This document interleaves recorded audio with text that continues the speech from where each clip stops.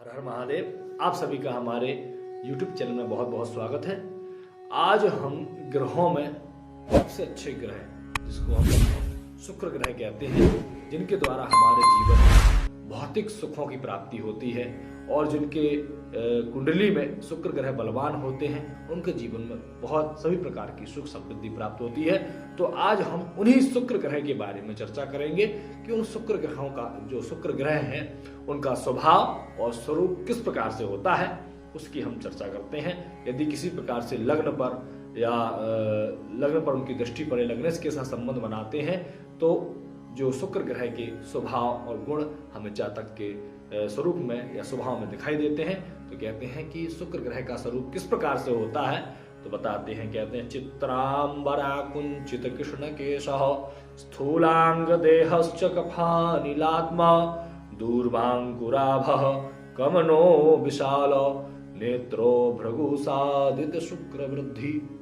अर्थात जो शुक्र ग्रह होते हैं उनका स्वरूप कहते हैं चित्रांबरा, बढ़िया से चित्र विचित्र अर्थात रंग बिरंगे कपड़ों को धारण करने वाले, जिस प्रकार से हम आज वर्तमान में कहते हैं फैशन लेवल कपड़ों को पहनने वाले। फिर कहते हैं कुंचित कृष्ण केशः, जो उनके बाल होते हैं बड़े कृष्ण वर्ण के होते हैं, काले होते हैं। और स्थूलांग देहश्च, थोड़ा सा चर्बी युक्त शरीर, ज्यादा मोटापा नहीं कहेंगे, हल्का सा भरा हुआ, जैसे गद्दीपन युक्त शरीर होता है, थोड़ा सा चर्बी युक्त शरीर। फिर कहते हैं कफानिलात्मा, और कफ और बात की प्रवृत्ति होती है। फिर कहते हैं दूर्वांकुराभा, उनका जो शरीर की आभा कैसी होती है, बहुत ज्यादा आकर्षित होती है। तो उसकी जो उपमा दी गई है, तो कहते हैं दूर्वांकुराभा, जिस समय जो दूर्वा अंकुरित होती है ना, बड़ी सुंदर और बड़ी आकर्षित दिखाई देती है।